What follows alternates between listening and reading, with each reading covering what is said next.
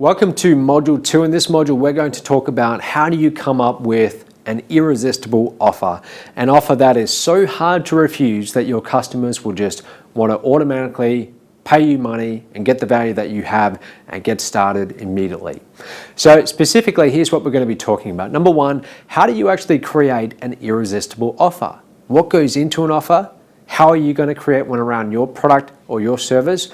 What does your market actually want? What do they consider irresistible? We'll answer those questions. We'll look at choosing your sales letter or your offer format. So should you do a sales video, a sales letter, a sales webinar? What's the right one for your business? I'm going to give you my overview of how do you write copy. Okay, good sales copy that actually gets a response and gets people to buy. So I'll show you some tips that I picked up along the way of doing this now for over 7 years and making a lot of money. I'll show you how you can start building those into your own copy. And then last of all, we will look at how do you increase the value of your offer. So how can you add more things to it? Because when you launch your offer, you want to launch the very best version of it possible. And I'll talk about why as we go into this. So let's get started. So here's one of the most valuable pieces of advice that I can give you. And this actually comes from Claude Hopkins, famous direct response copywriter. And you should read any book that Claude Hopkins published. Just Google and you'll find a list of them. But here's what he said when it comes to putting together offers. Make your offers so great that only a lunatic would refuse to buy. So in other words, your offer becomes so irresistible that someone would have to be a lunatic not to want to buy it because it's just so good. Gary Halbert used to say that you are only one offer away from getting rich. And to prove it, at one point in his life, he wasn't doing that well financially. And Gary Halbert, if you don't know who he is, he's a famous direct response marketer. He's got a website called thegaryhalbertletter.com. And it's a really great resource if you want to learn about marketing and about writing copy. But anyway, he tells the story about how at one point in his life, he was desperate for money. He needed to bring in some money very quickly. So what he did is he sat down and he wrote a sales letter. And the sales letter, he approached writing the sales letter and putting together this offer as if he had a gun to his head and his life depended on it. And he asked himself, if I had to write a sales letter that would actually pull, that would produce results and get me lots and lots of sales, exactly what would I write? And the sales letter that he produced, it was called the Coat of Arms Sales Letter. And we talked about this in the Silver Masterclass. And I also gave you the offer there so you can go and download it. And we'll put it below this video too. But that sales letter ended up getting mailed out something like 600 million times, and it built an entire business, a very successful business where they had to employ something like more than 10 people just to process the checks because they were coming in so quickly every day. Now I'm going to walk you through the whole process of putting together your irresistible offer. And it might look complicated at some point during this module, but always remember that it can be broken down to 3 things. Number 1, here's what I've got. Number 2, here's what it's going to do for you. In other words, the benefit. And number 3, here's what I want you to do next. That's your call to action. So as long as you satisfy those 3 requirements, or you answer those 3 statements, then that's your offer. That's all it is. 3 parts. So first of all, what are we going to sell? Before we put together our offer, we need to know, obviously, what are we going to sell? What are the main benefits? And who's our audience? What do they care about? This is why in the last module, I talked so much about really getting to know your audience. And that's why we spent so much time on it in the Silver Masterclass. You need to know what are their triggers? What are their buttons? What pushes them to actually want to buy? And how are we going to influence them when we put together this offer? So your $1 million irresistible offer. This first tip I'm going to give you, this can potentially save you a lot of time, 6 months, possibly a lot more, and also a lot of money. Here's what most brand new business owners do. They come up with a product, they come up with a service, and they're very optimistic about who's going to want it and how many people are going to want to buy it. So their sales piece that they put together, if they do put together a sales video, or if they do put together a scripted phone call, or whatever it is, when they are putting together their offer, what they're going to include for the money they're going to receive, they will usually create something that to them sounds good. It sounds good, but it's not the very best version of what that offer could be. In their mind, they think, well, this is good enough, this will get me sales, and my prospect, when they see this offer, they're going to want to buy. That's not the way to go about it, because what happens is, after they put together that offer, they go and start marketing. They start spending money on, it could be newspaper ads, radio ads, online, so online, offline media, and let's say they spend a few $1,000s. They get people in front of the offer, people who they thought would buy, but no one buys. So was it because they had the wrong people, or was it because the offer wasn't irresistible enough? They don't know. Now, what they will normally do is they will think, well, I need to make my offer a little bit better. So they will go and add in more things. Now, they might lower price. That's not what you want to do. That's the easiest way, but that's also the most, or the least appealing way, because it cuts out your margins. But they might lower the price. They might add in a slightly better guarantee, or they might add in more stuff to go in with that product or service, so additional bonus items. And then again, they will go and test it. They'll go and spend a few more $1,000. And lo and behold, no one buys it still.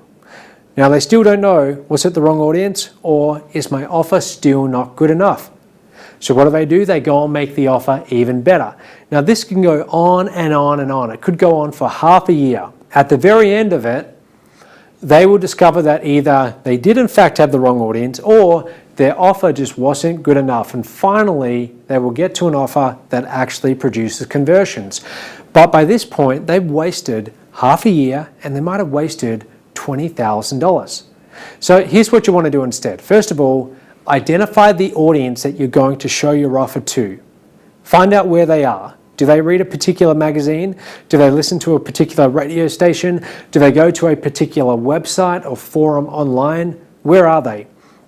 Now, after you've identified them, these are the people most likely to be interested and to want to buy, then what you want to do is you want to put together your offer, and you want to create the most irresistible version of that offer, and that's the version that you want to launch with.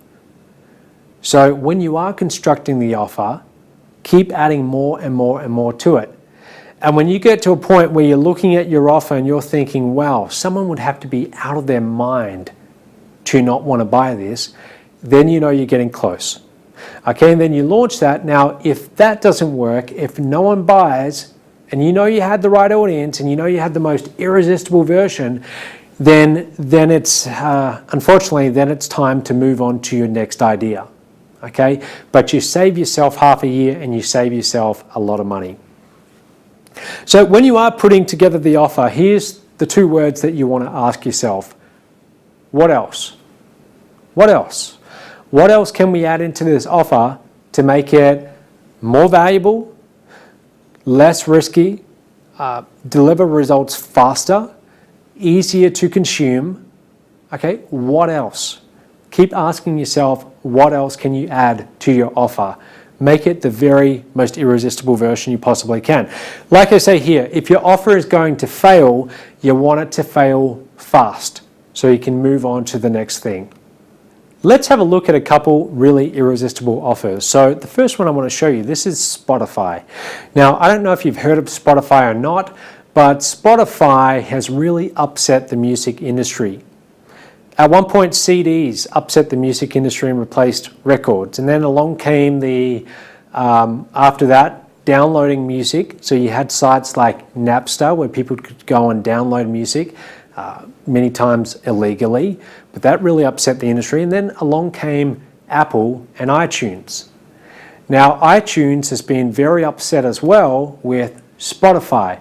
Spotify, instead of buying the songs one by one, like iTunes usually did, Spotify, for a very low monthly payment, somewhere under, I think it's $6, you can listen to any song you want that's on their platform. And they have a lot of different music. So on their website, they've got, here's the call to action, music for everyone, now free everywhere. In other words, you can actually sign up for Spotify and completely for free, you can start listening to songs. It doesn't cost you anything. Now, it's a little bit of a restricted tool at that point because you can't skip ahead. If you download an album, actually you don't even need a download because you're streaming, but if you get an album, let's say you're into the Beatles and you get an album that the Beatles did and you want to skip to the 5th song, with the free version you can't skip ahead. So when you pay them the monthly fee, which again is $5 or $6 a month, then you get those extra features added in. You can skip songs and it's a little bit more user-friendly. But here's my point. The reason why Spotify is doing so well, and now it's worth billions and billions of dollars, and it's a very young company as well. But the reason why it's doing so well is the offer. Wide variety of music, so music for everyone, and you can actually start listening for free.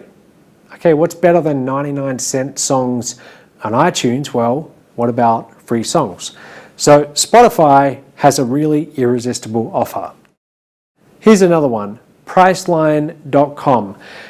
This company was launched from scratch and it grew incredibly quickly. In fact, this was one of the fastest companies to ever do over $1 billion in revenue from startup that's ever existed. I actually don't know if any other companies have produced $1 billion in revenue faster than Priceline.com. When they launched, it definitely set records. Now, if you haven't heard of Priceline.com, basically it allows you to go and book flights, hotels, and get really, really good deals. But what really made Priceline do well, what really launched the entire company and brought in so much revenue was the offer. And the offer was very simple. Name your own price. That's it. Name your own price. So people could come and start using this website and they could actually decide what they were willing to pay. And that's how it worked. So it was kind of like an auction-based kind of platform where they could get really, really cheap deals. But that was the offer, name your own price. And if you go to the website now, it might look a little bit different to this, but it says big deal guarantee. We guarantee you won't find a bigger hotel deal. So their whole offer is that you're not going to find anywhere cheaper to get your flights, hotels, or whatever else you're booking on the site than what they can do. So let's talk about presenting your irresistible offer. I'm going to go into details about how you structure the offer and how you improve the persuasiveness, okay, the effectiveness of it. But first, let's talk about format. Okay, so one of the formats that you can use is a sales video. Now, if you market your business online, then you've seen many, many sales videos before. And if you are getting prospects through the internet, which I hope that a lot of you watching this, you are, or you're definitely looking into, then the sales video is very effective. Sales videos now, that's the preferred way that we market Mob products, especially our front-end products. We like to use sales videos. So here's an example. Now this is a company called Dollar Shave Club. And you might have heard of this. If you're a man, then you probably have heard of it. But let's watch the sales video and then we'll come back and I'll tell you my thoughts. Hi, I'm Mike, founder of DollarShaveClub.com. What is DollarShaveClub.com? Well, for $1 a month, we send high-quality razors right to your door. Yeah, $1. Are the blades any good? No. Our blades are f***ing great. Each razor has stainless steel blades, an aloe vera lubricating strip, and a pivot head. It's so gentle a toddler could use it. And do you like spending $20 a month on brand name razors? 19 go to Roger Federer. I'm good at tennis. And do you think your razor needs a vibrating handle, a flashlight, a back scratcher, and 10 blades? Your handsome-ass grandfather had 1 blade and polio. Looking good, pop up! Stop paying for shave tech you don't need. And stop forgetting to buy your blades every month. Alejandro and I are going to ship them right to you.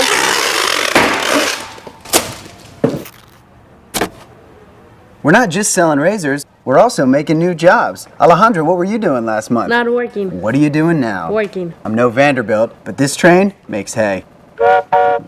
So stop forgetting to buy your blades every month and start deciding where you're going to stack all those dollar bills I'm saving you. We are DollarShaveClub.com, and the party is on. I know karate, I know jiu-jitsu, I drive like a gangster when I'm coming to see you, see you, see you, see you.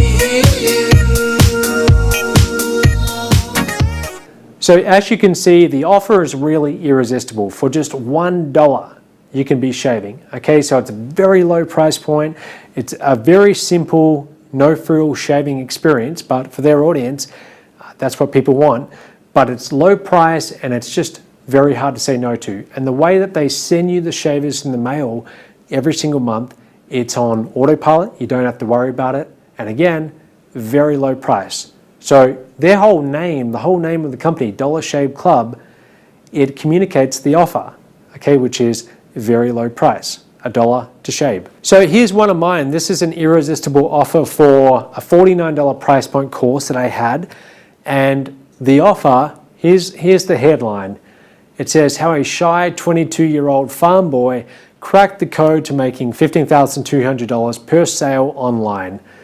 Now, this is an older sales video we did, but the offer is basically try this system out, and if you don't make a commission within 30 days of completing the entire course, not only can you get your $49 back, but you will also get $500 out of my pocket just for your troubles. Now, that's a very irresistible offer because no one's willing to do that online. Very few people are. Very few business training companies will offer something like that. So when I first started offering this was back in 2013, the offer took off like crazy. We started selling lots and lots of these. Very quickly, we got to the point where we were selling 100, 200 and more per day, $49 each. We've now sold somewhere over 120,000 of these units. So I will put a link to that below this video. Go and watch the sales video. It's going to go for about 20 minutes, but just watch it and observe it and see what can I learn from this when it comes to creating my own irresistible offer and how can I apply it to my own. Now here's another one. This one is for Internet Funnel System. So again, this is for a $49 price point. I'll put a link to this one below as well. This is also a very irresistible offer. Now, one thing you can do is you can do a hybrid between a sales video and a sales letter. So you can actually have both. And I've started doing this a lot in my marketing. So here's an example. This is a traffic course I have called Traffic Generator Pro. And you can see at the top, we've got a sales video which goes for about 20 minutes, something like that. And then below it, there's a sales letter. Now, I didn't actually write this myself. I actually paid a copywriter to do this, and I paid somewhere around, I think about $2,000. And I also pay an ongoing royalty to the copywriter. It's not much, it's less than, I believe, 1%, but they actually put together the offer. So you don't need to construct your entire offer yourself. You can get the help of a really good copywriter. But that's what you call a hybrid sales letter. So it's got both on the same page. Now, one thing that we've also tried in the past is we've tried a video sales letter by itself, and then if the prospect or the website visitor tries to leave the page, we automatically redirect to the written sales letter. Because if someone's trying to leave a sales video, maybe they don't want to sit there and watch a video, but maybe they are someone who would scan a written sales letter, and that's their preferred way of consuming the information. So we've tried redirecting from a sales video right to the sales letter. Now, if that makes no sense to you, if you don't know how to do that, neither do I. You just need to get someone who's technical on your team, and they can set that up quite easily. Another thing you can do is a free trial offer. So a free trial offer is where someone gets to try out your product or try out your service, and they don't have to pay anything right up front. Now, usually if you have a free trial, you are going to collect credit card details, okay, but you won't charge their credit card. You do that because when the trial period expires, you need to be able to easily collect the money. And if you have to go back and get credit card information again, even though some companies do that, most do not, because it adds in another barrier. So by collecting credit card details up front, even though you don't charge them, you get a much more pre-screened client than you would if you didn't ask for that information. So here's an example. Google, for example, uses a free trial. Now this is for their Google Cloud platform. Now their free trial is for a 60-day period. So you can start using on the cloud, the same cloud they say that's used to power Google, YouTube, and all their biggest apps and so on. And it says here, $300 credit for free, so they made it a little bit more irresistible. Sign up and get $300 to spend on Google's cloud over the next 60 days. No auto charge after free trial ends. Now this is very smart, because a lot of your people, if they're thinking about buying your product or your service on a free trial, some of them might be worried, well, if I fill out my credit card information now and then I forget about this, is this business going to start charging my credit card every month and I've forgotten about it, and then I come along 6 months later and I find all the charges on my credit card statement? So Google have actually removed that potential objection. They've said there's no auto charge after the free trial ends. In other words, you, the customer, will need to come back to us and tell us it's okay for us to charge your credit card. But they still collect credit card details up front. Here's another one. This is Microsoft. So lots of big companies do this. It's very effective. Microsoft have Office 365, so you can get access to the online version of Word, Excel, PowerPoint, all of those normal Office tools. And you can try it for 1 month for free. And it says, credit card required. After your 1 month trial, it's $9.95 per month, but you can cancel anytime. And they also just say, look, if you don't want to try it for 1 month for free, you're more than welcome to pay us. Ready to buy now. Netflix, so we talked about this one before, but I'll just say it again. Join free for a month. So you get to try it out before you decide whether you want to keep it. If you are selling continuity, in other words, if you're selling a service or a product where you intend to charge your customers every month or every week or whatever that period is, it's always good to offer some kind of a free trial. It might even be a scaled down solution of your system, maybe without all the features or all the benefits. But you always want to offer a free trial when you can, just to get more people to try it out. And if you do a really good job of delivering, they're going to stick around. They're going to keep on using it. Free shipping. So here's another way that you can present your irresistible offer, free shipping. I've used this in my own business, and the most famous example of it within Mobe is for my book, Limitless. So when you go to buy Limitless, you don't actually pay for the book. You pay for shipping, postage, and handling. And it's $10 if you're within the USA, and if you're outside the USA, it's closer to $20 because it costs us more. But that's an example of a free shipping offer.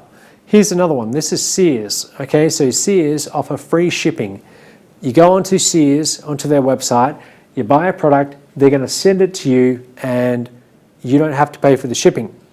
Terms and conditions, it's got to be above a certain price point and also below a certain weight. Macy's as well. So Macy's says, you asked, we delivered, free shipping with $99 purchase and brand new free return. So in other words, if you don't like the product you got, now you can send it back and they will even pay for the shipping for that too.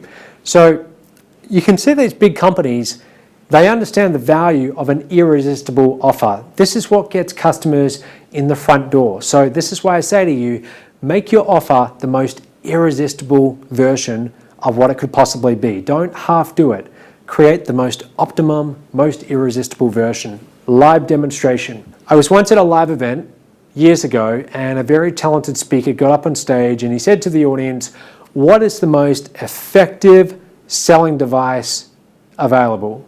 If you want to sell a product or a service, what's the most effective way to get people to want to buy it? And people were putting up their hands and saying guarantee or talk about the benefits, and no one guessed it. But the answer was live demonstration. If your product or your service really does everything that you say it does, well then prove it. And if you can show undisputable proof, undeniable proof, and people can actually see it with their own two eyes, then they will believe that it does actually deliver. Because you've got to understand that we live in a very skeptical world these days. Us marketers have created that, okay? Because so many marketers out there overhype, overpromise, underdeliver. They just take their claims way over the top. So a lot of the people out there that you're marketing to, they're very skeptical. So when they can see proof that it works, believable proof, that will get them to buy just about more than anything else. Here's an example, okay? So this is a live demonstration used in an infomercial. Hi, it's Vince with ShamWow. You'll be saying wow every time you use this towel. If the dude speaking enthusiastically into the headset mic in the wee hours of the morning didn't capture your attention, certainly the efficiency of this cleaning tool should have. I can't live without it. I just love it. Oh my gosh, I don't even buy paper towels anymore. If you're gonna wash your cars or any kind of vehicle, you'd be out of your mind not to own one of these. All I can say is sham wow. You could basically clean up a 2-liter bottle of soda and then towel your boat off and still be able to soak up some more. Or something like that. Doesn't drip, doesn't make a mess. You wring it out, you wash it in the washing machine. Made in Germany. You know the Germans always make good stuff. But it actually does hold 10 times its weight in liquid. They know. They've done tests. Either way, it looks like a good way to conserve those expensive paper towel funds. You're gonna spend $20 every month on paper towels anyway. You're throwing your money away. So that was for ShamWow, which was sold by an infomercial, and you could see in that live demonstration when they used the ShamWow cloth and they soaked up all the water, you could see it. I mean, you can't deny that it's incredibly impressive. And I mean, even me watching this now, I almost want one. Okay, so you can see proof that it actually works. Now, you've probably seen infomercials like this before. You've probably seen where they might be selling knives, kitchen knives, and they'll take the kitchen knife and they'll be cutting through metal, through paper, and then they'll put it through this torture of just cutting through strong or hard products, and then at the very end, it will still be razor sharp. When you see that and it looks real, you're impressed by that. Usually you're impressed by that. They also use that to sell other things like vacuum cleaners, anything that's sold through infomercial. The one thing that they all have in common is a live demonstration. Now you've got to realize that infomercial companies like Guthy-Renker, these are multi-billion-dollar companies, they spend a fortune for that space, okay, to be able to show their infomercial on that time slot. So they have some of the most talented marketers working for them to create that most irresistible version of the offer, and they really know what they're doing. So if you want to learn marketing, if you want to learn how to create irresistible offers, the very best advice I can give you is watch infomercials. I'm serious, watch infomercials. Go and watch infomercials tonight at 3 a.m. in the morning, and if you watch them, you will learn more about putting together irresistible offers than you will any other way. You'll see how they structure it, how they announce the price, the payment terms, the guarantee, the call to action. You'll see how they do it, and these are people who've been doing it for decades on a very big scale. So here's another one. This is for a device where you clap your hands and it turns out the lights. Now imagine if they'd tried to sell this through a flyer or through a brochure. It wouldn't quite have had the same impact, but through a live demonstration, you can see just how effective this could be. So let's watch. Clap on, clap off. We love our simple conveniences. Like, instead of getting up to turn off our lights, sometimes we'd like the ability to just clap our hands together and get the job done. Just plug it in. Turns things on, turns things off, just by clapping. First sold in 1986 with help from a clappy jingle. Clap on, clap off. The clapper is an ingenious invention, not just for convenience sake, but also for individuals with limited mobility who still want to conserve electricity. Plus, who wouldn't feel like nobility entering their house and clapping their appliances on? The Clapper Plus works from anywhere, even through windows and walls. Clap on. Or switch on. The Clapper and the Clapper Plus. All right, so the next thing you're going to need to put together your irresistible offer is a copywriter. Now, you can write the copy yourself or you can find someone else. I'm going to show you how to do both. Now, when I say copy is just a fancy word used to describe the words that you use or the text that you use to present your offer and to actually showcase throughout your marketing. That's all it is. So a copywriter is someone who knows how to use words in the right way to influence someone to want to buy. Now, there's brand advertising copywriters who might write fancy slogans, and then you have your direct response copywriters. The very best direct response copywriters in the world make a lot of money because they know how valuable they are. Okay, they really do. So the very best copywriters can make millions and millions of dollars per year. To your typical average person who's not from our marketing world, this seems very strange. I'll tell you a short story. I remember when I was starting out in this industry, and it would have been in 2009, and I just hired my first copywriter to write a sales letter, and I paid him $1,000 at the time. And even back then, that was a little bit outside of my comfort zone because I thought, well, this person will be able to write this sales letter in maybe a day or 2 days, and all they're doing is putting words on a page. Is that really worth $1,000? But I was starting to learn marketing, so I knew that yes, it was. But when I explained that to my sister, I remember explaining it to my sister. We were driving in a car one day, and I asked her, how much do you think I paid to have these words written? And it was about 4 pages. And when I told her, her reaction to me was, wow, you really got ripped off. See, for most people, they don't understand the value of having the right words in the right order. They really don't. But it's so critically important because if you can't sell your offer, if you can't explain it, communicate the benefits, create urgency, agitate those pain points, if you can't do that well, then when you present your irresistible offer, it's not going to be that effective. That's why copywriting and knowing copywriters, good ones, that's why it's so important. So let's talk about hiring copywriters. You can go to Upwork.com and you might be able to find some good copywriters. The very best ones in the world, they usually won't be advertising on Upwork.com, but you can definitely start on Upwork.com. Some advice on hiring good copywriters. Number 1, questions to ask. The very first thing that I look for in a copywriter is I want to see their portfolio. I want to see sales letters that they've written before, and if you're ever talking to a copywriter and they start telling you about, well, no, I have NDAs with my clients, I can't share this, just immediately go away, turn around and walk in the opposite direction. The best copywriters, they will be very proud of their portfolio. They'll be able to show you all the different sales letters they wrote. They'll be able to tell you about the success of those different sales letters. They'll be able to tell you that this sales letter produced this many front-end buyers and it was mailed this many times. So they'll be able to show you what they've done before. The other thing is, who have they worked for in the past? So have they worked for any of your competitors? Perhaps there's a guru in your space, in your industry, who they have worked for. Don't be too overly impressed by that. I can't tell you the number of times that I've hired people because they said to me that they worked for some big guru in my niche, but the question that I should have asked was, did they hire you a second and a third and a fourth time? And most of the time, the answer was no. They did one job and that's it.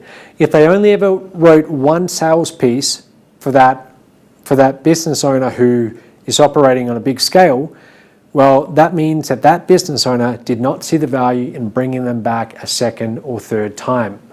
So you want to look for copywriters who have a good client list, but they write for those clients on a regular basis.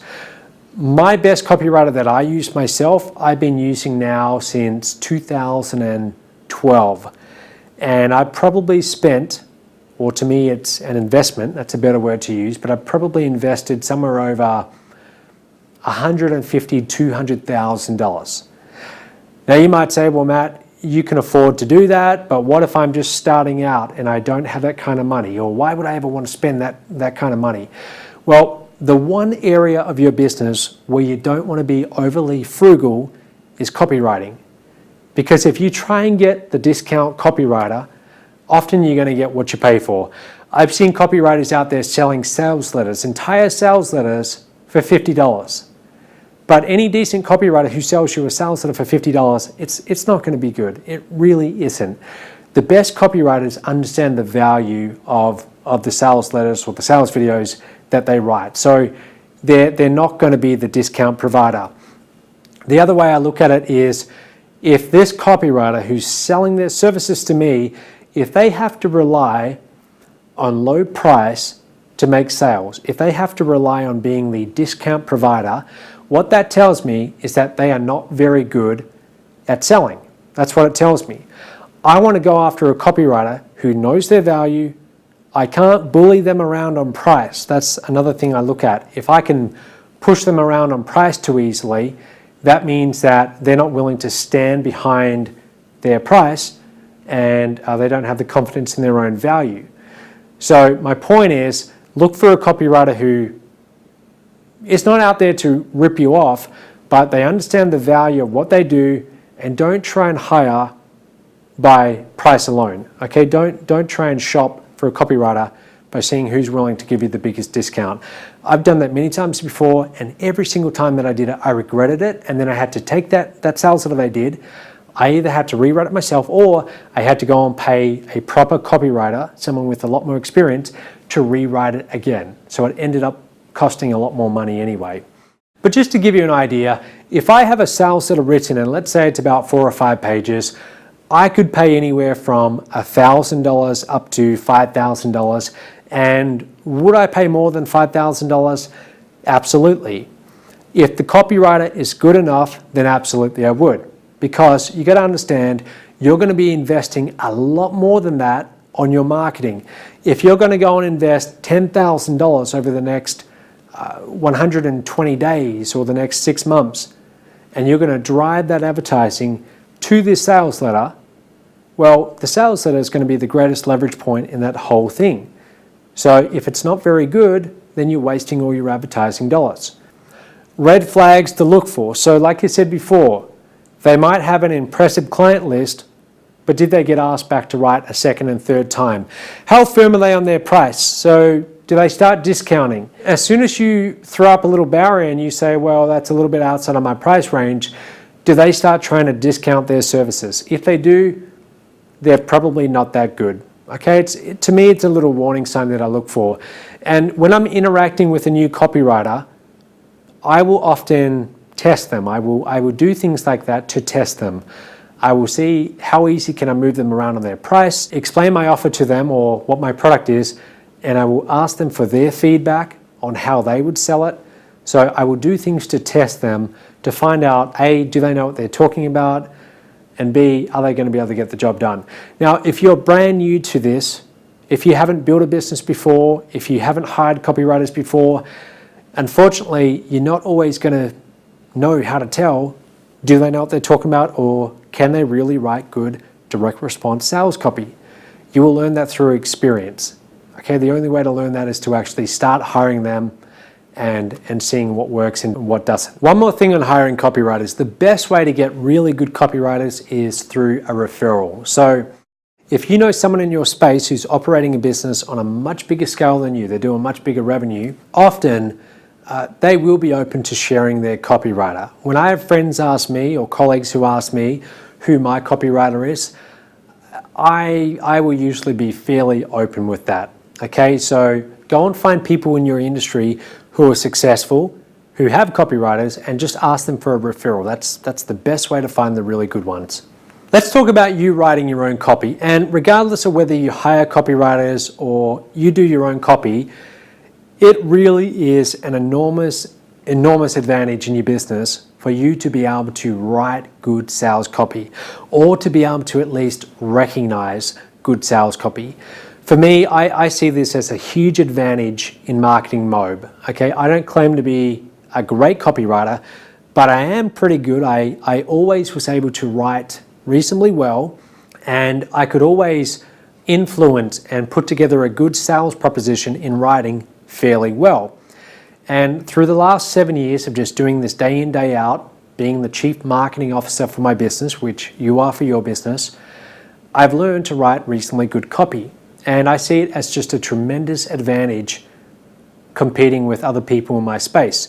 So get good at writing copy. And the good thing is it's not that hard. Good sales copy, all it is good, influential sales presenting skills translated into words. That's all it is.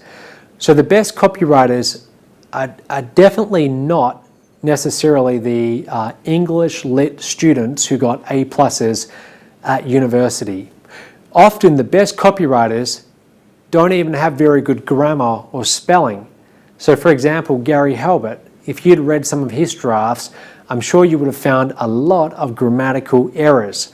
Good copywriters, they will write in a conversational tone. So when you read their copy, it sounds very conversational. It doesn't sound formal. So a good copywriter, you might even be a good copywriter and not even know it. Often they're good at selling or at visualizing themselves selling, and they're good at putting that into words. So the first thing that you need to learn if you want to write good copy, if you want to become a good copywriter, is you need to learn how to make a sale. You need to learn what makes people buy. And one of the best books ever written was by Robert Cialdini. It's called Influence. If you haven't read this book, I want you to go and read it. In fact, I want you to pause this video right now and go and buy the book on Amazon. Trust me, this will really, really help you get a lot more customers. So the book talks about the 6 main psychological triggers that really motivate people to take any sort of action in life. And it's written in a very user-friendly way, but it's very, very interesting. So here they are. Reciprocity, scarcity, authority, consistency, likability, and consensus. Let's go through these. So reciprocity. This is basically the concept that when you give something to someone of value, they will usually feel obligated to return the favor. Okay, so in other words, if you want someone to buy a product from you, one of the proven ways that you can increase the chances of that happening is to give them something of value first and create reciprocity. And in the book, Cialdini, he talks about different experiments that they've done that prove this. This is not just theories, they've actually proven all of these 6 triggers. So finding ways to give reciprocity, it really motivates people to want to return the favor and buy from you or complete some action step that you want them to complete. Principle number 2, scarcity. People tend to buy if they know that something is available only in limited quantities. For example, this ring I'm wearing right now, this is made out of solid platinum, and we give this to our affiliates who earn over $1 million in commissions. And we've given this out now to I think we're up to about 6 people, and we actually have about 2 people who are going to get it. So it's made out of solid platinum, and it's got something like 37 diamonds in it, all real diamonds of a high carat. Now this ring has a retail value of somewhere around $15,000. Why? Why has it got such a high price? It's simply because platinum is very scarce, it's worth more than gold, and diamonds are perceived as being very scarce as well. Just by virtue of them being scarce and also nice to look at, that's what makes it so valuable. Now you already know this, you've seen gold, jewelry and so on, so you understand the concept, but you can also use this in your marketing. If you have a product or a service and you can communicate in your offer, in your marketing, that it's only available in limited quantities, it's proven to get you a higher response. More people will buy out of fear of missing out. And the very best marketers use this all throughout their marketing. They talk about limited spots, they talk about why there's limited spots. If you're going to use scarcity, always explain why. The book talks about why that's so important. But the best marketers, they use scarcity, and sometimes they will invent reasons to create scarcity. I have a friend, and you might not think that this is a great thing to do, but I have a friend in this industry who sells information courses, and he sent out the course in a big box, and it's full of DVDs and manuals and so on.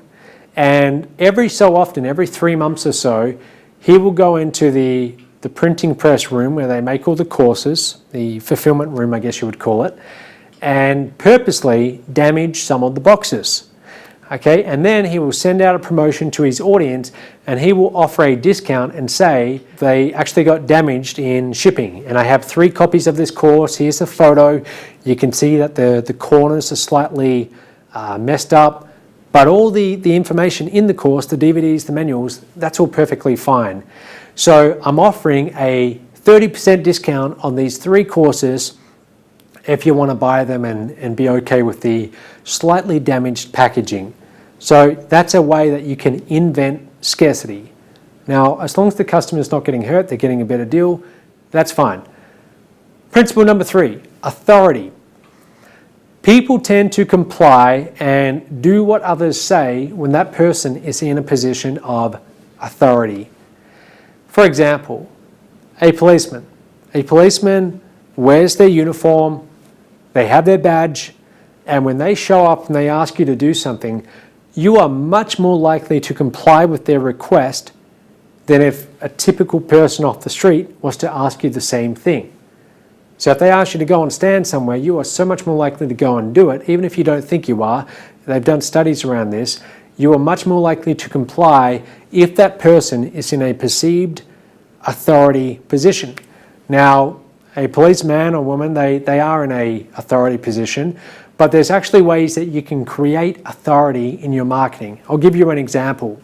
If I present on stage at someone's live event, just by virtue of being up on the stage in front of an audience, they immediately think of me as a teacher, a trainer. My authority level goes up. It's the same as if I host a webinar. If I host a webinar, just because I'm hosting the webinar and I'm the trainer, now I'm perceived as being more of an authority in my niche, okay, in my space. Now, when I first started doing webinars, this would have been in early 2010, there were so many times where I would do a webinar and I would literally have 1 or 2 or just 3 people on the webinar. But those people didn't know they were the only ones on the webinar, of course. And it was interesting to me because sometimes when I would talk to those people on the phone after, I would follow up, suddenly I could tell they respected me a lot more because I was in that authority position. They didn't know that they were the only person on the webinar or there was only 2 others.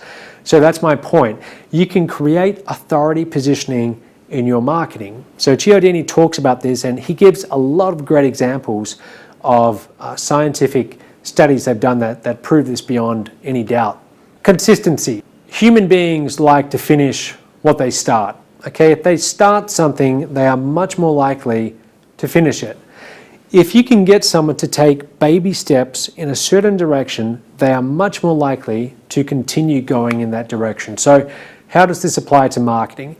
Well, in your copy, for example, if you can get people to agree with what you're saying, and you can ask trial closes, basically questions that elicit a yes response, and they start saying yes, yes, yes, as they're going through that sales copy until the end where there's the final yes and they're actually taking out a credit card and buying.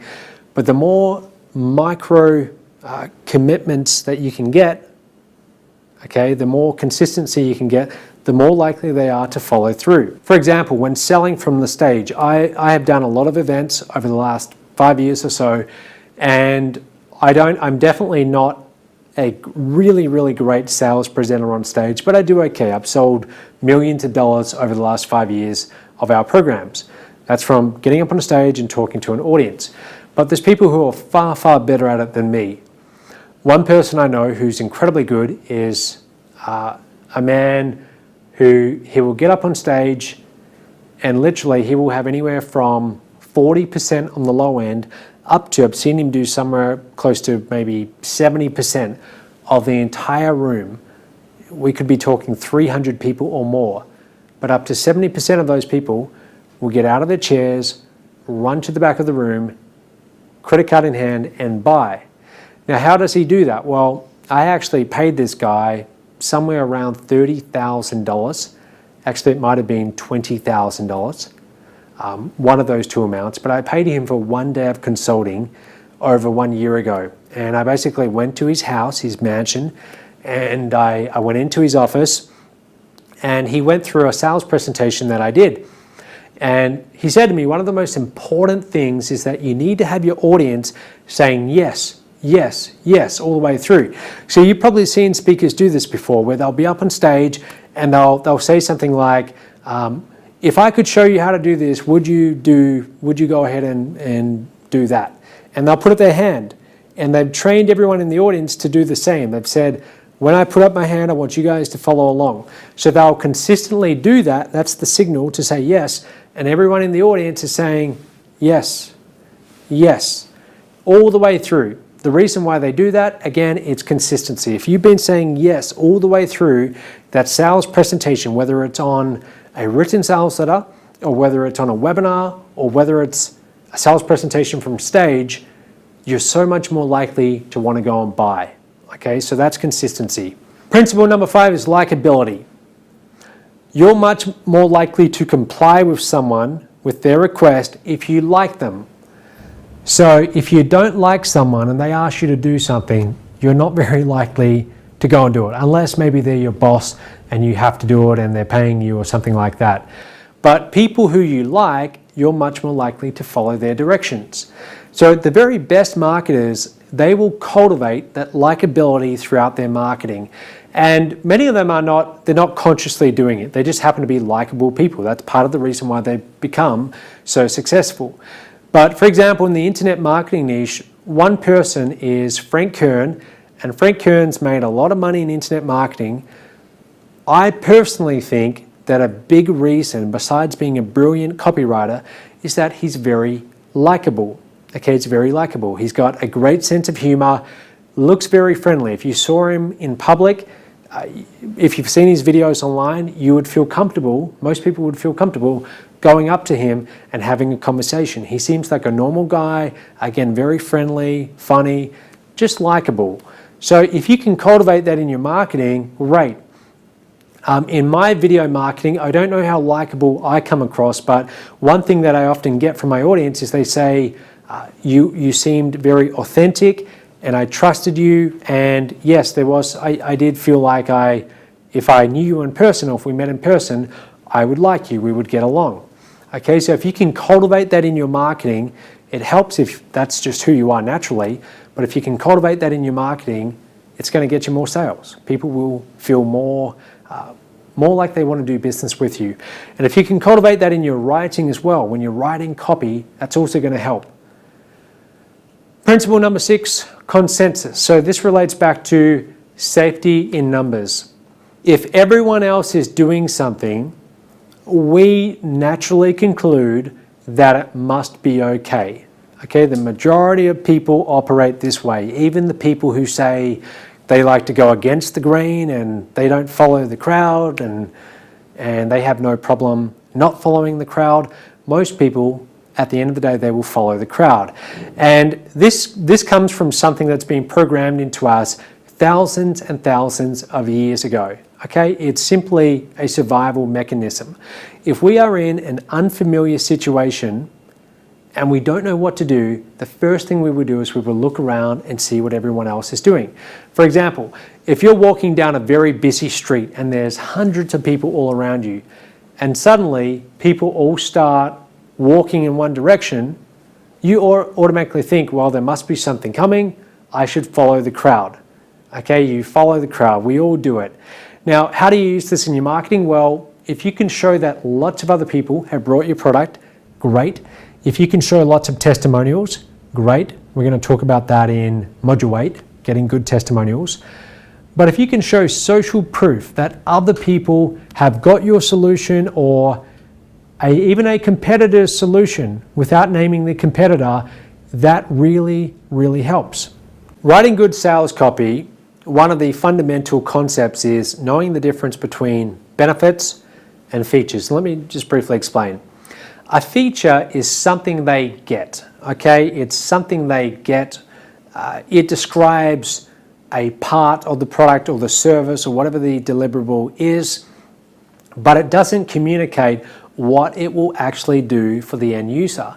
A benefit does. A benefit talks about, well, what's the implication of that feature? Okay, what does that mean to me or to your audience? So that's the difference between a benefit and a feature. The best copywriters really know how to sell the benefits. Okay, they're able to paint a picture where the person reading the copy or hearing the copy, they can see themselves getting the benefit and how much easier or more wonderful it's going to make their life. Okay, so knowing the difference between the two is very important.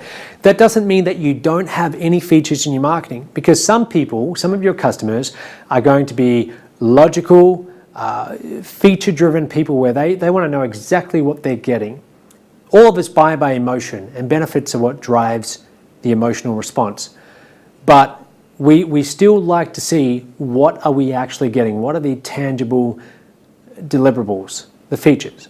And some of us like to see that a lot more than others. So for example, myself, I like to know what are all the features, what are the specs of what I'm buying. Headlines, let's talk about headlines. So your headline, whether it's a subject line on an email, or whether it's the headline on a written sales letter, or whether it's the first word or sentence that's read out on a video sales letter, the headline is critical. Because most people, when they're consuming marketing, especially when they're consuming your marketing for the very first time, they're going to make a judgment within about 5 to maybe 7 seconds of whether they're going to stick around or not. Now, if your headline doesn't get their attention, if it doesn't intrigue them, if it doesn't motivate them to want to keep on reading, then you've lost that person. So good copywriters, they will spend a huge amount of time crafting the perfect headline. Okay, and there's a real art and science to writing good headlines.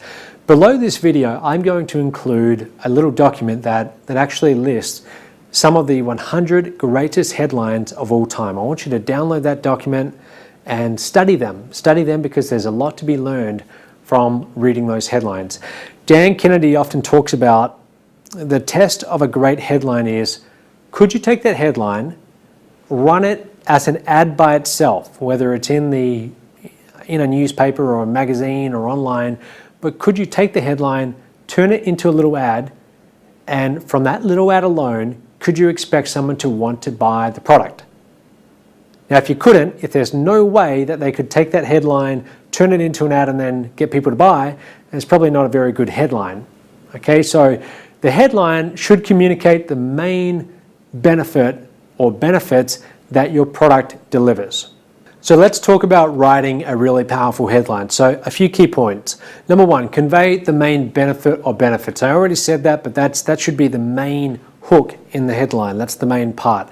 Has a lot of action instead of just adjectives. Avoids puns, idioms, and cliches. That's not the place to feature those in your headline. It attracts attention. A great headline will stop you dead in your tracks. You will read it and you will want to read more. In fact, the whole point of the headline, besides communicating the main benefits, really it's to get you to read the first sentence, okay, to actually pull you into the sales copy. It should convince a visitor to read the rest of the copy or to actually want to hang around and read the first few lines at least. Has a bold promise that the visitor shouldn't miss. Let's talk about types of headlines. So you can have a direct headline, a question headline, a command headline, or a reason why headline. Let's look at a few examples. So these are really not your typical long-form sales letter headlines. These are used in different contexts, but for example, this one here, up to 50% off sale. You could call that a headline. It's fairly self-explanatory. Beat the chill, knits and jackets 50% off. Question headline, do you want more traffic? Okay, do you want more traffic? So it's just asking the audience, do you want something? Learn how to improve your traffic and you'll be put on the early access list for new quick sprout tools. Okay, so by asking a question, what happens is the reader will read that out, they will hear their own internal voice reading it, and when someone asks you a question, you usually will give them an answer. Okay, normally when people ask you a question, you don't just turn around and walk in the opposite direction. So it's the same with your online sales copy or your sales copy used offline, wherever. You ask a question and usually your audience, they will answer it. Now, if they can answer it and get everything they need in the answer, sometimes that can be a bad thing because now there's no reason to want to continue. In this context, do you want more traffic? Yes, we say yes. It actually does now create a desire to want to find out, well, how? How are you going to give me more traffic? But for example, if our headline was something like, this is just off the top of my head, do you have a computer? They're going to say, yes, I think I'll be on my way now, and they just walk off. So it should create that yes response or some kind of response, yes or no, but whatever response it is, it should naturally motivate them to want to keep on reading and find out more. Command headlines. So here's a few examples. Reason why headlines. 25 reasons you should never visit the South. Example. Let's talk about using stories in your marketing and in your sales copy. The ability to tell stories is one of the most valuable marketing assets you could ever possess. A good storyteller can go a long way in marketing and in business. All of the best brands, all of the best companies that grow to the biggest sizes, they all use stories in their marketing and they're very effective. They really are. Let's think about why. When you were a kid and your parents used to read books to you, if that happened to you, you were conditioned. You started getting conditioned that stories means entertainment. Okay, stories means entertainment. And when you start hearing the story, you want to find out, well, what happens? What happens at the end? So stories are very powerful. And as we grow up throughout adulthood, we never lose that. That's why we still go to the cinemas, we still watch movies, we still get hooked on our favorite TV shows because we love stories, and good stories pull us in and we want to hear the resolution. We want to hear the ending. So great marketing, great sales copy takes stories, but stories that have a purpose, stories that talk about the benefits of the product, stories that paint a picture of how good life could be or what this alternative life could be if you get the product or service being sold, or stories to make a point. Sometimes the stories can make a point about you don't want this to happen to you, so therefore you need prevention. Prevention is my product or my service. Stories can be very powerful. One thing that you can do, if you've been in the shoes of your target audience, you can talk about your stories of struggle.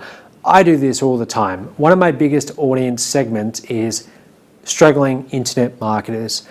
And I know this audience incredibly well because for 2 years, I was struggling myself. For 2 years, when I started my online business in late 2008, I was in Perth, Australia, and basically I was working out of my bedroom. That was my existence, working long hours, and very little of what I did got me any results. It was just always a struggle. So I very much know the pain point, and I often tell that story in my email marketing, in my sales letters, when I'm speaking on stage at my live events. I tell those stories because I know that so many of my audience, they can relate to that. Okay, they can relate to that. So I tell those stories, number one, to give them hope, but also to connect to them because they hear that I went through everything that they're going through right now. And obviously I came out on the other side. I went on to do quite well. So therefore they credit me with having the answers. Okay, if I was where they were, or worse in some cases, and I was able to get the result, therefore I must know how to get the result, which I do. So they listen to me or buy a product or service or whatever it is. So if you have stories of struggle, stories of pain that your audience can relate to, use them in your marketing. If you don't, then find case studies, find other people, could even be existing customers who do. So for example, we have a success story, a lady who at one point she was a teacher, lost a job. This is in 2008, 2009 when things were looking really bad for the economy. She lost a job, was on the verge of having no money, had to go and work at McDonald's, and for her this was definitely a great point of shame. I don't know why, there's nothing wrong with McDonald's, but just at that stage in her life, it wasn't something she wanted to do. And at one point, her own children were bringing her food, were doing her shopping for her because she couldn't afford it. And now she's gone on to make over 6 figures as a Mobe affiliate. So that's an example. I could tell her story of pain, struggle, and how she came out on the other side. I could tell that story in her marketing. So I want you to think, how could you do the same in your marketing? In fact, go ahead and pause this video right now and write down what are some stories that talk about pain, struggle, and that have a resolution. And write out those stories. They will become some of your greatest marketing assets. Discovery. You can have stories of discovery. So often this actually relates to the pain and struggle because that person, and that person could even be you, made a discovery. So they discovered the solution. So for example, GoPro. We talked about the story of GoPro in the Silver Masterclass. The creator of that company, his story of struggle was that every time he went out surfing, he wanted to record himself doing it. And every time he would take out a video camera and he would have one of his friends record it, it would get wet, it was big, it was bulky, and it was just a real hassle. So then he discovered GoPro. He actually came up with GoPro, this compact waterproof camera, okay, that could be put in this waterproof casing, and that was his story of discovery. So a lot of great companies will have this. They will have some story of discovery that the founder or the creator of that company went through to find the answer. And often it's the subject was frustrated with all the existing solutions.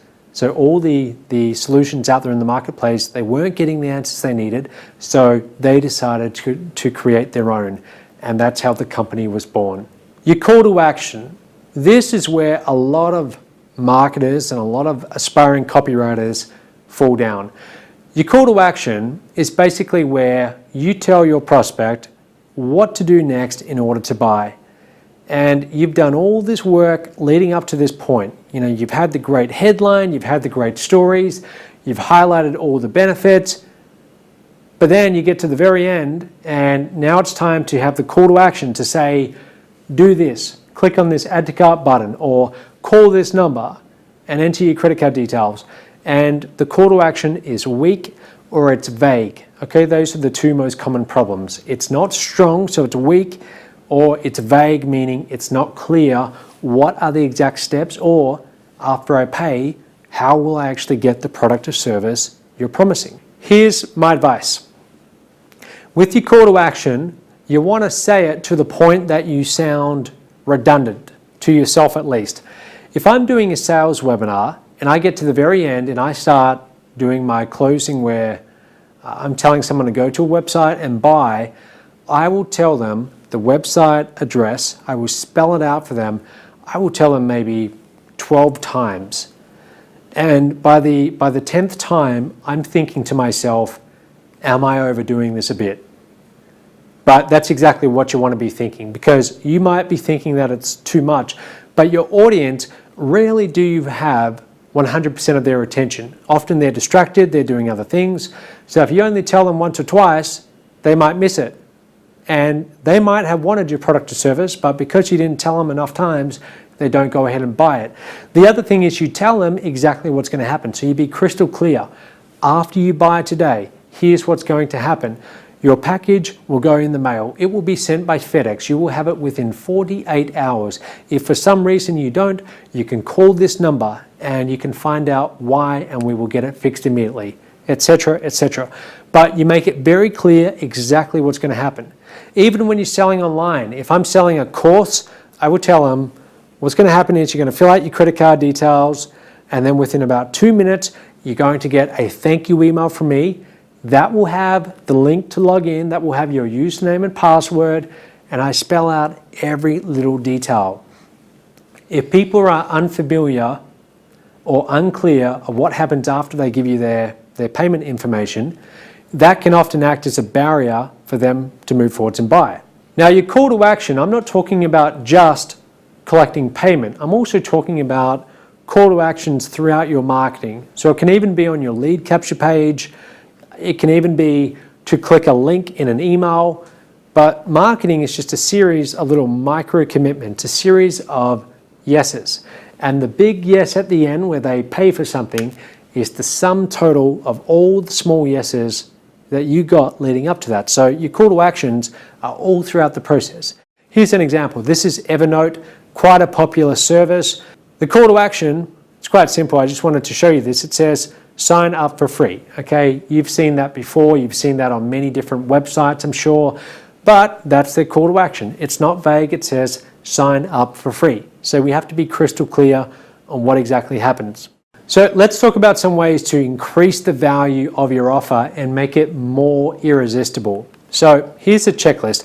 Now, as I go through these, I want you to actually ask yourself, with your offer, your irresistible offer, are you currently doing these? If you're not, find a way that you can add them in. So the first one is, does your offer have a compelling headline?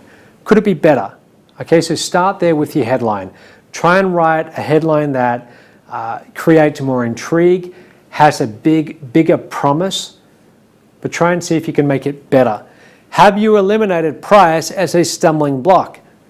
So when they read your sales letter or watch your sales video, is price the stumbling block? If it is, then you haven't done a good enough job in building the value. Price is never really the issue here. Okay, it's perceived value. People will pay a lot more money than you think right now to buy a product from you in your category if the perceived value is there. Okay, they will pay much more than you might imagine. And I found this out through just trial and error. I remember at a certain point in my online business career, I didn't think people would pay $2,000 for a product. And then I created my first $2,000 product and I found out that yes, they do. In 2013, I thought, how far can I go? What's the most expensive and most valuable product I could sell? So I came up with a program and it was $50,000. And basically it was 1 year of mentoring with me back in 2013. And I was on stage at a live event in Fiji, one of our big first events we ever did. And for about 1 hour, I explained that program. I stood on stage and I told people, looking them dead in the eye, it's $50,000. Now, in the back of my mind, I still had doubts. I thought, will someone pay for this? Because I knew it was really valuable. I knew that in 1 year, I could really help a person who was in this program. But I also knew that it was right outside of a lot of their comfort zones. And compared to the typical internet marketing offers you see, $50,000 is a lot of money.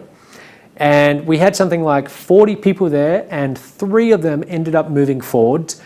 1 of them cancelled. So I ended up getting 2 sales, and those people, they're now doing very well, but they paid $50,000. So as soon as I saw that, it was a really significant lesson for me. I realized that people will pay much higher prices than you and I think. We just need to create the value though. The value needs to be there. So in your copy, have you done a good enough job of talking about the value of the benefits, the time that you're going to save them through your product or service, the alternatives and how they will end up costing a lot more and why your solution is therefore worth a lot more, those kind of things. Do you have a strong call to action? So your call to action, is it very, very clear what they're expected to do at the end? Is it vague or is it crystal clear? It needs to be crystal clear. And you might think it's crystal clear because you're familiar with it, but what if you give that sales copy to someone else? If they read it, ask them, is it very clear at the end of this what you're expected to do? And if they start asking you questions, well, not really, I don't really know, what's the point of this? Then you know that definitely needs some more work. Do they feel like they are getting the better deal? This is important. Your audience, they should feel like they are almost taking advantage of you. They really should. They should feel like you're getting the raw end of the stick, that they're getting such a good deal compared to the small amount of money in comparison that you're asking them for. Okay, are you getting that sort of reaction? If you're not, then again, you've got to build up the perceived value and possibly add more value to your product or your service. How do you make it better? Have you limited their choices? Sometimes marketers will overwhelm their audience with too many different choices. Keep it simple, okay? Keep it very simple. Don't give them 10 ways to respond. Don't tell them that they can call you, they can email you, they can go to this website, they can send the money by bank wire. Keep it simple. Have you given them the reason why you can make the offer? So your offer should almost sound too good to be true. Okay, I say almost. And by the way, I want to make it very clear, I'm not ever advocating that you lie or stretch the truth or do any of those things. I'm assuming that whatever you're selling here, it's a great product, it's a great service, you 100% believe in it, and you're doing it through integrity. You know that this will actually help my customer. But it should sound like, wow, how's this person, how are you able to make such an insane offer? So you want to give the reason why. So here's an example of that. I once launched a coaching program, I've actually done this several times before, which I fully intended to sell for thousands of dollars once I had the recordings done. Now, when I released the initial version of it, the live coaching program, I sold it at a discount. And after I'd built the value for it at the higher price, people would wonder, well, why are you selling it for so cheap? So the reason was, and this is the true reason, I wanted to get testimonials. That's it. I wanted to make it as easy as possible for people to buy the live coaching version so that I could get testimonials so that when I did start selling the recordings, I would have testimonials to put on the sales page. So that's a reason why. If your offer gets that response that, wow, this is so good, it's almost too good to be true, offer a reason why you're able to do it. Is your guarantee as strong as possible? We're going to talk about guarantees in just a moment, but my advice is whatever makes you uncomfortable with the guarantee, do that and then some. Okay, you should feel uncomfortable with your guarantee. You should push the limits. And the reason is the increase in sales that you get will usually far exceed refunds that you also get. So if you can bump up your total revenue, your total sales by 20% and your refunds double, you might still end up with more money. Okay, so be really bold with your guarantee. We'll talk about that a little bit more in just a moment. Is your warranty as strong as possible if you have a warranty? Do you tie your features to universal benefits? Did you use some form of scarcity? So how can you make what you're offering right now a little bit more scarce? So an example, let's say that you're in a business that lends itself to consulting or some one-on-one. What you could do is you could say that for the first 3 people this week, you will give some one-on-one time, or you will have someone else on your team give some one-on-one time. And there's real scarcity on that because time is a scarce resource. Okay, you only have so many clients you can work with. So can you build scarcity into your offer? Your offer has to give them a reason to act now. One of the biggest destroyers of all sales is procrastination. If your audience can procrastinate, they can put off buying your product until tomorrow, that's bad. That's going to cost you a lot of money. You have to give them a reason to act now. Whenever we do our live events all around the world, I just got back from one in Thailand. Whenever we do these live events, I always make a special offer that they can only get there and then.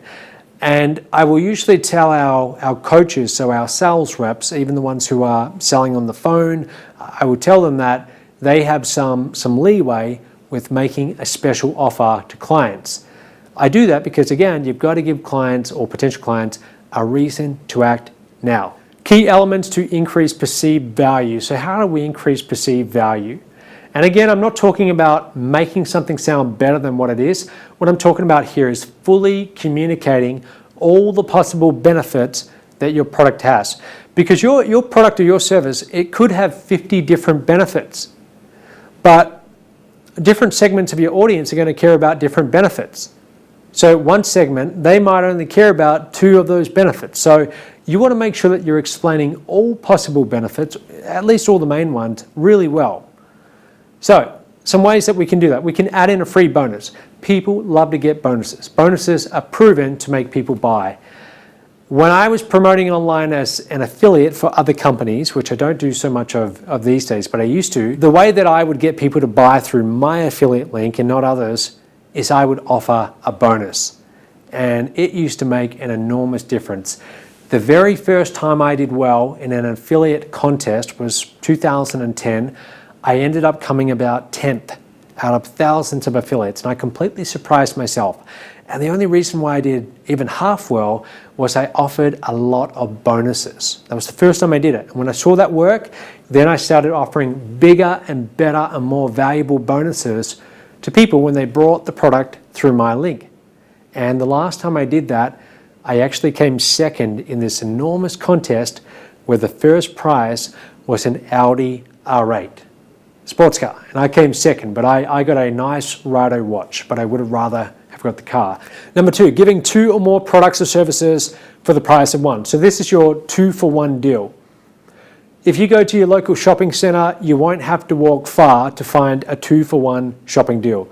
The reason why you see them all over the world is because they work. People love 2-for-1 deals. And when you watch the best infomercials late at night, that's usually what they will do. They will give some kind of deal where you can get the main product and plus a whole stack of bonuses that are worth more than the product itself, or just 2-for-1. They built up the value of the very first product, you're almost ready to buy, and then they say last minute, they say, if you act right now, you can get 2 for the price of 1. Number 3, packaging multiple complementary products together with a lower overall price as compared to buying the products separately. If you go and buy a shampoo, for example, often you will see that some companies have started packaging all the different shampoos together. So a great example of this is for acne treatment, and it's a company called Proactive. Now, Proactive is an enormous company. They sell acne treatment through infomercials, and they make a lot of money. And one of the ways that they sell this acne treatment is you get a kit. Okay, so you get the different potions and whatever you want to call them, but they're all packaged together. Now, could they just combine it all into one big bottle and have it still do the same thing? Probably they could, but the packaging of having the main product and then all these complementary items that go with it, it increases the perceived value. Now, there's got to be a way that you can do that in your business right now. What other complementary services or products are your customers interested in, and how do you add them in? Explaining why your product or service is unique and its specific advantages over competing products or services. So go and look at all your competitors, look at their solutions, look at all the features, all the benefits, and then what you can do, you can actually compare them, and you can have that in your marketing. Just make sure you see a lawyer about that. You definitely can do it legally, but it's got to be done in a certain way if you're going to use competitors' names and so on. But look at all the existing solutions and think, how do I make the things that my audience cares about most, how do I make them better than my competitors? How do I make them just that bit better at a minimum? Okay, ideally they're a lot better. Number 5, explaining how well built the product is and giving proof as to how long it will last. So this is where we can break down our product or our service into the cost or the effort, the time, the energy that goes into constructing it. A great example of that would be Rolex. Okay, Rolex right here. Rolex, famous for the quality of workmanship that they put into their watches. Now, I don't know whether it's worth it or not. I actually have this watch as it's a reward for our top affiliates. When they cross 10 million in commissions, they get the watch and it's worth somewhere around $60,000 US. So I wear it just as a rewards reason, really. But is it really worth that amount of money? Personally, no, I don't think so. But the quality of the ingredients that goes into putting this together, the components, Rolex are famous for it. And in fact, they won't let anyone come into their factory outside and film their processes. They're very, very secretive about everything, about how they prepare their diamonds, about the process they put their gold through, everything, building the watches. And in their marketing, they talk about that, and it's very well known, the cost that goes in to a Rolex, into actually making it. Now, we've also done this in our own marketing with Mo. When we are selling our more expensive, valuable mentorship programs, we actually show all the costs that go into fulfilling it. If people can see the cost and they can see that you're making low margins, and I'm assuming you are, but if they can see high cost that goes into it, that will justify higher value and also charging a higher price point. So if it's expensive or if there's significant cost to make your product or service, talk about that. Talk about the process that you have to go through to make it. I once saw a really good commercial for a beer company. I can't actually remember which one it was, but they talked about the entire process from harvesting the barley, taking out all the chaff from all the grains, taking it to the factory, every little step of the process. And after you saw that commercial, you thought to yourself, wow, this is a really involved process. Therefore, what they create must be really valuable. I mean, if they have to go to all of this effort to create it, it must be more valuable. So how can you do that in your own marketing? Describing in detail the specific benefits that will be received once they get your product. So look at all your benefits. Are you doing a good enough job in explaining them? Could they be explained better? Or could they be communicated with a story? Okay, if you can use the story to communicate the benefit, that's often far more powerful. So if you can tell a story of a customer who got your product and how their life changed, or if you can do that instead of the main hook of the sales letter just for a specific benefit, it makes it so much more powerful. So here's an example of an irresistible offer where we're really building up the perceived value. This is, again, for Traffic Generator Pro. And one of the things that we do in this offer is we show, here's all the individual components you get. Not only do you get Limitless, my book, sent to you in the mail, but you also get Email Marketing 101, which is a course all about email marketing, 7-minute lead capture pages. It's a software where they can go and create lead capture pages. You get Traffic Mastery. It's a training program. You get my ebook and all of it 100% money back guarantee. But by showing all of this in a visual way on the sales letter, they think, wow, there's actually a lot. This is like I'm getting 5 courses for the price of 1. So again, we show all the components and we build up the perceived value so that people can see everything that they're getting. Now, one more thing on that, when you are going through each individual component, make sure you do a really good job explaining why each individual component is so valuable. So for example, when I'm talking about Iron Revolution ebook, I really talk it up on the sales letter. I talk about how I've sold over 10,000 copies. So what's that? That's leveraging social proof. Okay, other people have done it, that's consensus. I talk about how the book, licensing a best-selling ebook like this would normally cost you $5,000. So again, building the value of it. But I'm willing to give you rights to it for free when you get this program. Okay, so just for that alone, some people could buy this course. And that's what you want. When you're explaining each individual component of your irresistible offer, you want those components to be more valuable than the entire asking price itself. You want your audience, when they do the mental math on everything that they're getting, to add it up and think, wow, I'm getting an incredible deal here. It's almost like I'm taking advantage of this business owner because I'm getting such a good deal. That's the response you want. So again, I go through that. I talk about the copy of Limitless, the book. I talk about how good the book is, how I'm going to send it to them for free in the mail, which I do, and so on. Let's talk about some elements to decrease risk. So you've got this person excited, ready to buy, but for some reason they don't take out their credit card and spend the money. Why not? There's something stopping them. There's some objection, there's some barrier. And now what you need to do in your copy is you need to eliminate that barrier. So there's 3 components of a really good guarantee, and here's what they are. Number 1 is length, payoff, and conditions. So let's go through these one by one. When I say length, I'm talking about, is it a 30-day money-back guarantee? Is it 60 days, 90 days, 1 year, lifetime? That's what I mean when I say length. Payoff. So what do they get if they're not happy? Do they get a replacement? So will you send them another product?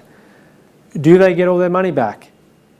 Do they get all their money back and they won't even have to pay for shipping to send it back? Do they get more than that? Do they get some kind of bonus from you, extra bonus, just for trying it out? Or do they get to keep the product, even if they ask for their money back. These are different payoffs that we can have. And also they are different conditions. So what are the conditions to get my money back? Is it just satisfaction based if I'm unhappy? Do I have to do something? Do I have to show proof that I implemented or that I used the program? So these are all different parts of a guarantee. And when you're coming up with your guarantee, like I said before, I encourage you to be really bold with it, because yes, you will get a higher refund rate, but you will also get a lot more sales too. One of my mentors told me that if you're getting no refunds or no request for money back, then you're not pushing hard enough in your marketing. He said a good business will have refunds because in their marketing, they really talk up the benefits. They don't overstep the line, but they do a really good job of explaining the benefits. And if you're not getting guarantees, then you're just not selling hard enough. So don't see refunds as a bad thing. Within, of course, certain limits, okay? So it really depends on your industry, but look around at your competitors. What's the average industry refund rate? So here's a few types of different guarantees. Number one, money back guarantee, 100% satisfaction guarantee, risk reversal. So this is where you put the risk on you. If your product or service doesn't deliver, there's penalties for you, okay? That's often one of the best. Lifetime guarantee. Some companies even go a step further. They will offer the lifetime of anyone who has the product or service. Try and then buy. So you get to try it out and then you pay for it. So let's go through these. So a money back guarantee. Here's a famous example.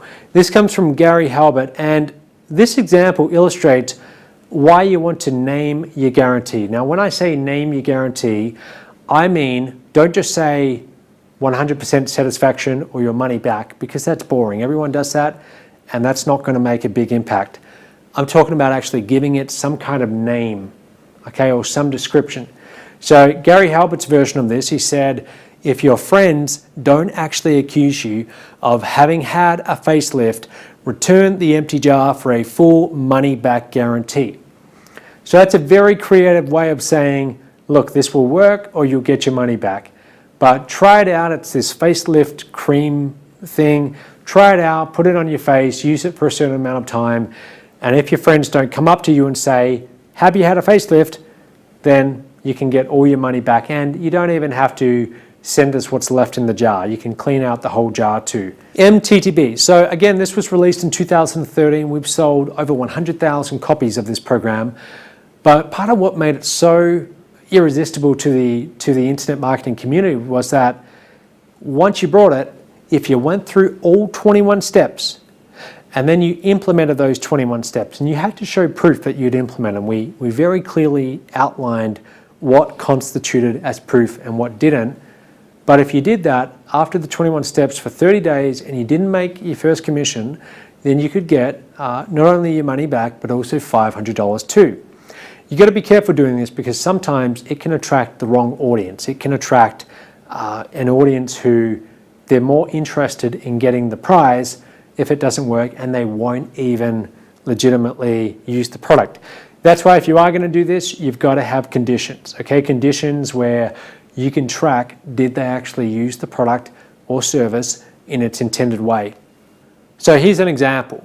We know you'll love this product as much as we do, so put us to the test. Use product for up to length days, risk-free. In fact, if for any reason you're not completely satisfied, just return the product within length of time and we will issue you a full refund. What I want you to do right now is I want you to pause this video and I want you to craft your guarantee. And again, I want you to craft the most bold version of that guarantee as you can muster. Okay, make it really, really over the top, because again, trust me on this, the increase in extra sales will often make it far worth it than getting some extra refunds. Number two, 100% satisfaction guarantee. So this is where you say, look, you're going to be 100% satisfied, and if you're not, if you're only 95% satisfied, we'll give you all your money back or we'll replace it, etc. So here's an example. This is Hampton Hotel, friendly service, clean rooms, comfortable surroundings. Every time, if you're not satisfied, we don't expect you to pay. That's our commitment and your guarantee. That's 100% Hampton. So that's a very nice way of stating a guarantee. If you're reading that, that puts you at ease. You feel much more comfortable in buying. Try and then buy. So let's look at an example here. So trying out the new Office from Microsoft. You can actually try it out for a month, see how it performs, and see, do I actually like it? All the risk is gone. Now, there's still a slight perceived risk. For some customers, they're going to think, well, I've given you my credit card info. What if I forget about this service and then you start billing my card? So they could make this better by saying that you don't even need to enter in your credit card information. But I'm sure they have reasons for doing that. Audible.com, so your first story is free. This is something that I use on my phone. Basically, it allows you to download Audible or audio ebooks or books that are being turned into audio books. And you can actually try it out for free and find any one of the 180,000 audio titles they have, and the first one is free. Okay, so that's a great guarantee. Our Great Listen Guarantee. So here's their actual guarantee. They say, look, you can exchange books you don't like, no hassles. One of the biggest objections from your audience, even if you do have a money-back guarantee, it's going to be, am I going to be able to get my money back, or am I going to be able to get whatever I paid back easily, or am I going to have to go through an uphill battle for you to honor this guarantee? Okay, so that's a big potential objection that your audience has. So when you can add in words like no hassles or no questions asked, and you can let them know that it's going to be really easy, then that puts their mind at ease and they feel much more comfortable buying. So let me just read this out. It says, say you downloaded a book you overheard someone on the train raving about. After giving it a try and learning your lesson about eavesdropping, you decide you need a do-over. Not a problem. You can exchange it for something new. You have a whole year from the purchase date to return a book. No questions asked except one. How can we help you find a better lesson? That's excellent. Okay, that's a really, really good guarantee. And you can bet that they had an amazing copywriter put that together. Okay, so this is a very important part of their whole marketing process, and yours too. Netflix, their guarantee is cancel anytime. So join free for a month, cancel anytime. And then of course you have the lifetime guarantees. Now I will say this, if you're thinking about going from a 30-day money-back guarantee to 1 year or possibly more, you might think that you're opening yourself up to have a lot of refunds in the distant future. You might think, well, isn't that going to be very risky? Here's the truth. If you do extend that guarantee to a longer time period, sometimes it can actually lower your refund rate, because there are some customers out there, and they're not my favorite customers, but there are some customers out there who, when you do offer a money-back guarantee, they will buy the product knowing that they're going to refund right from the very start. Now, this is extremely unethical. Like I said, they're not my favorite customers, but some people, unfortunately, still do that. So they'll buy the product and they will mark on their calendar what day they're going to call back you, the business owner, and ask for a refund. So when you open that up to a longer time period, like a year or possibly longer, often what you will do is you will actually lower your refund rates, because those particular customers, they're not in such a hurry to do a refund, and sometimes they'll forget about it, or they'll use the product, and over time they'll become uncomfortable with the idea of going back 6 months and doing that to you. So here's an example. This is from Cutco. Okay, they sell kitchen knives, and their guarantee is even better than lifetime. Their guarantee is forever. So if your kids get this knife, or your great-grandchildren get this knife, they will still have the guarantee honored.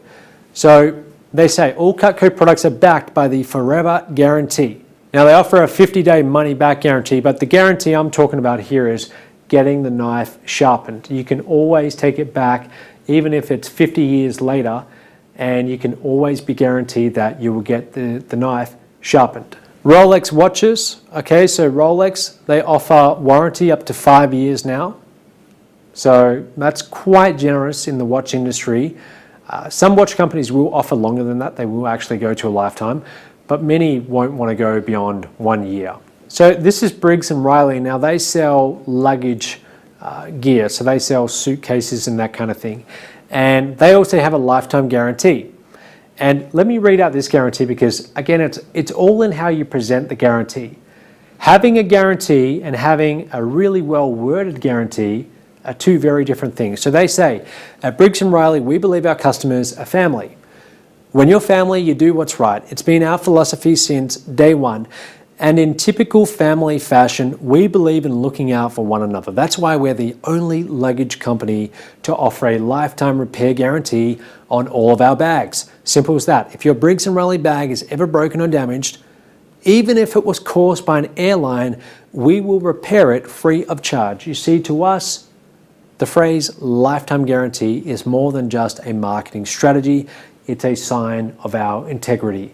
Now imagine if you read that and you're thinking about buying a bag from them or someone else. Who are you going to go with? That guarantee alone, I almost want to go and buy a bag from them because it's stated in such a warm, caring way, and it doesn't sound like a marketing tactic, which is also quite important, even though it is a marketing tactic most likely. But it's very effective the way they state it. Service guarantee. This one we talked about in the Silver Masterclass. This is one of the most famous guarantees out of all of them.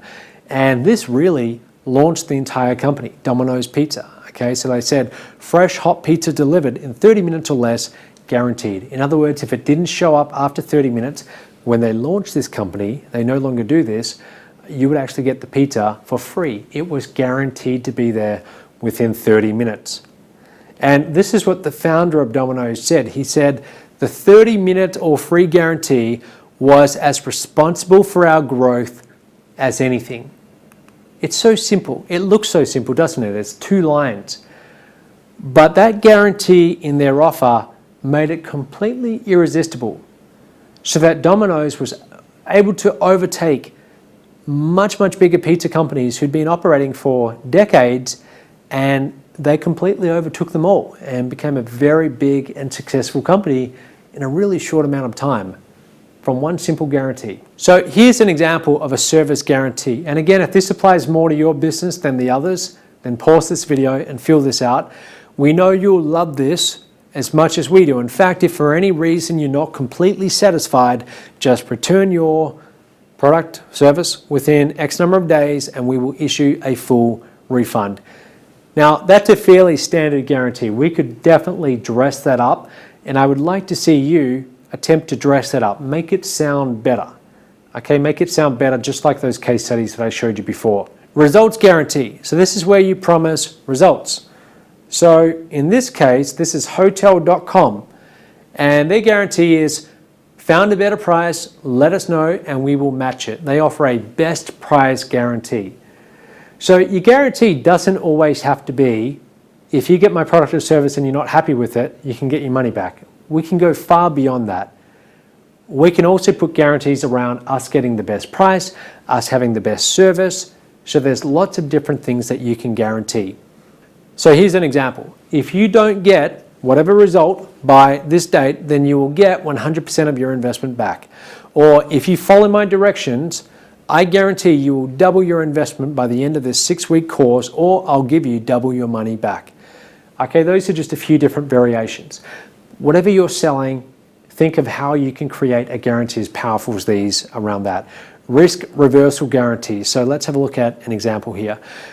Risk reversal turns things around. Normally for the customer, the risk is on them because they're giving over their credit card or their hard-earned money to some other business, and there's always a little bit of risk. There's risk that they won't be happy, there's risk, small risk, but there's still risk that they could be overcharged or something could go wrong. When we can eliminate risk, great, but when we can completely reverse it, it's even better. Zappos.com. So again, we talked about these guys in the Silver Masterclass, but not only will they return a product if you're not happy, but they will pay the shipping. So the risk is on them. They're not going to sell you defective goods because if they did, they would actually waste a lot of money on shipping from all the return products.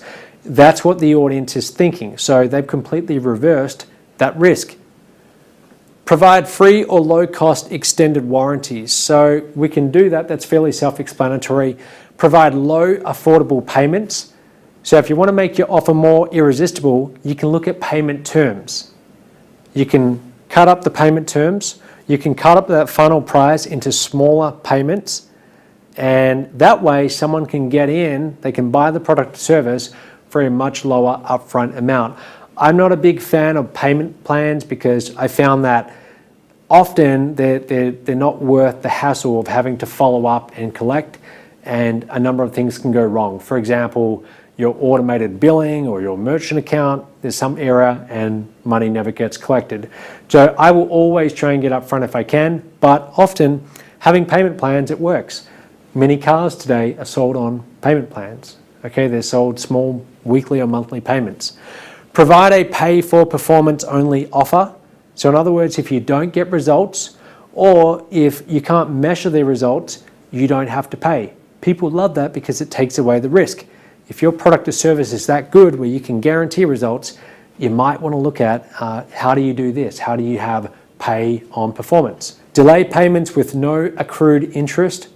So if people can delay payments, they love that. But if you can also take out interest, even better. Okay, even better. That way they're not being penalized and it's a win-win for them. Give access to follow-on help after the sale. So often if people are buying a product or service and they're a little bit unfamiliar with how to use it, one of the barriers to them buying is, well, if I buy this, am I going to be able to get support? Am I going to be able to get help? So if you can offer any kind of support whatsoever, it can really help. And here's the other thing. Many of them, if your product is really good, they're not going to come back. Okay? If you have really good instructions, they won't be coming back for help. So the extra cost that you take on, it's often worth it for the increase in sales you get. Provide a fast or large return on investment. If you are selling business to business, in other words, if your audience is other business owners, this is usually what they care about most. What is the ROI? What's the return on investment? So you need to be able to demonstrate what's the increase in revenue or profit they're going to get from using your product or service, or what are the costs that it's going to save. Are you doing that well enough in your sales copy? If you're not, go back and add that in. Okay, add that into your offer. Give actual proof of the results of the product or service using real life case studies. Okay, so how can we provide proof? The more proof you can put in, the better. That's why, for example, with Mobe, I have something called mobeinspiration.com. And every single day we send out success stories, really they're testimonials of people getting results. It's part of our marketing strategy so that our people, our prospects who are thinking about buying, they know that it's working for other people consistently every day. It puts their mind at ease. And the conclusion is, if it's working for everyone else, therefore it can work for me too. Okay, so that's why you do that. Have other people give proof of the results. Okay, so you can show proof or other people can. So what this is here, this is a template you can use for your headlines. It's very simple, and in your workbook we will put a lot more templates you can use, but it's how you can get the benefit, so the benefit the product or service delivers in short time frame. So what's the fastest amount of time that they can see the benefit? The shorter the amount of time is, the more response you're going to get. People want instantaneous without having to do all the bad stuff they don't like to do. So what don't your target market like to do? What are they frustrated at doing? What would they rather have someone else do? What do they get annoyed at? If you can take that away, great. For example, part of the reason why video stores aren't doing very well right now, and many of them like Blockbuster went completely out of business, is because people would go and rent a DVD, if you remember doing that, and you'd get the DVD home, put it in, it would be scratched, it wouldn't play, you'd take it back to the video store, they didn't care, and so a lot of people would be very frustrated by that. So then along comes something like Netflix, where you never have to deal with any of that, and you've got it all in front of you, right at your fingertips. Watch anything you want. So that's something that people didn't like about the old way. So when promoting the new service like a Netflix, you're going to talk about that. So the action items for Module 2, I want you to be able to write out what your irresistible offer is. Don't go to Module 3 until you've written out exactly what is your irresistible offer, and also why is it irresistible? Why is it so good that people are going to have a very hard time saying no to it? Next, what sales letter format are you going to use? So would you like to present this offer on a webinar, on a sales video, a sales letter? I want you to decide and then go about actually building that. Next, who's going to write your copy? Are you going to write it yourself, or are you going to find a copywriter? And if you are, start looking for a good copywriter. They're going to be a really valuable team member as you scale your business. So start trying out different copywriters, and once you find a really good one, do everything you can to keep them. And then last of all, never stop thinking, how do I make my offer even better? So start thinking about what else can you add into your offer and continue to do so all along this journey. Never stop making it better. Whoever has the best, most irresistible offer wins. I'll see you in Module 3.